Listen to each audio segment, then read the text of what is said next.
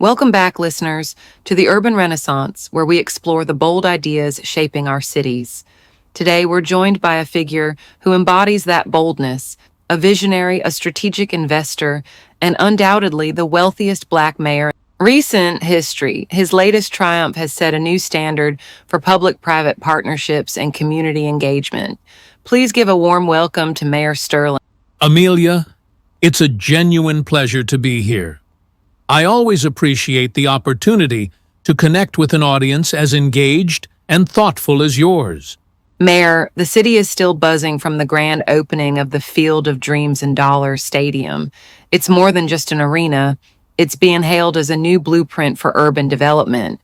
For those who haven't had a chance to experience it or learn about its unique model, could you walk us through the vision behind this remarkable project? Absolutely. Field of Dreams and Dollars was conceived not just as a sports venue, but as a catalyst for holistic community revitalization. We took a dilapidated, underutilized industrial district and transformed it into a vibrant, economically self-sustaining hub. The stadium itself is the centerpiece, designed to host major league sports, concerts, and large-scale events, drawing significant tourism and revenue. But what truly sets it apart, Mayor, is the dollars component. How did you ensure this wasn't just another drain on taxpayer money, but a true economic engine for the city? That was paramount. We structured the financing from day one to ensure long-term profitability and community benefit.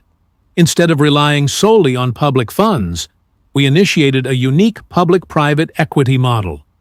We secured substantial investment from private corporations and sports franchises, but in return, the city retained a significant equity stake in the stadium's operations and all surrounding commercial developments. So the city isn't just a landlord, it's a partner in the revenue. That's a significant departure from traditional stadium deals. Precisely. Beyond the stadium, the Field of Dreams and Dollars complex includes mixed-income housing, an entertainment district with diverse local businesses, and a state-of-the-art vocational training center specializing in hospitality, event management, and sustainable building technologies. The revenue generated from stadium events, commercial leases, and even a percentage of the vocational center's graduates' earnings over their first 5 years.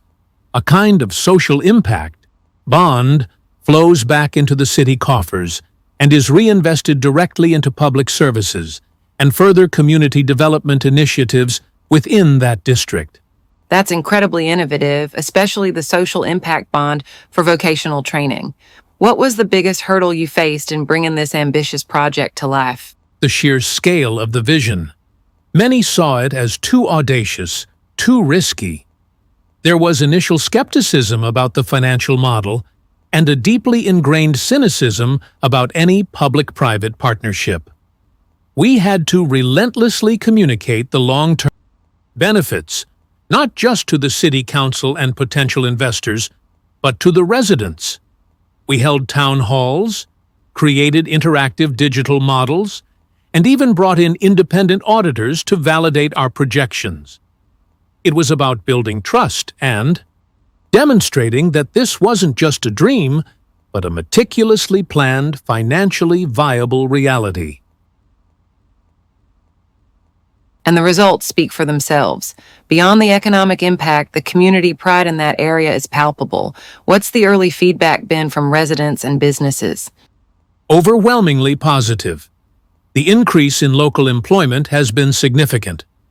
Small businesses in the entertainment district are thriving.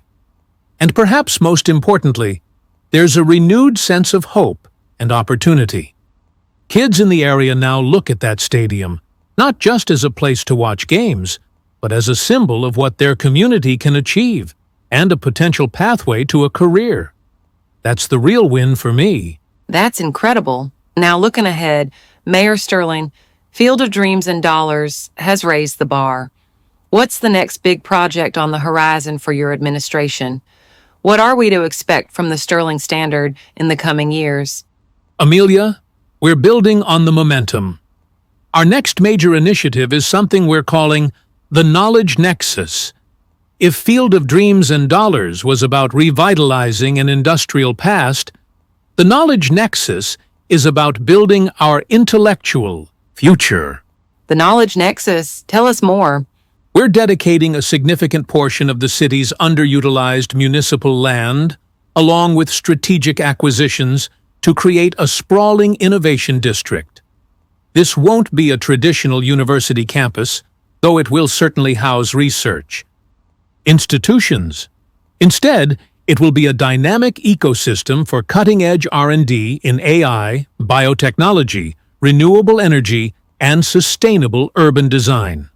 So, a tech hub, but with a broader focus. How will this differ from other innovation districts we see popping up? We're integrating living spaces, commercial offices, advanced manufacturing facilities, and public green spaces into a truly interconnected environment. The core of the knowledge nexus will be a unique partnership between academic institutions, private industry, and our city's public school system. We're developing specialized academies within the nexus, giving our high school students direct access to university-level research and corporate internships.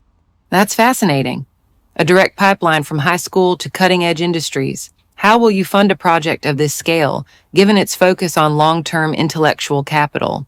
We're exploring a blend of funding mechanisms similar to Field of Dreams and Dollars, but with an emphasis on endowment models and venture capital.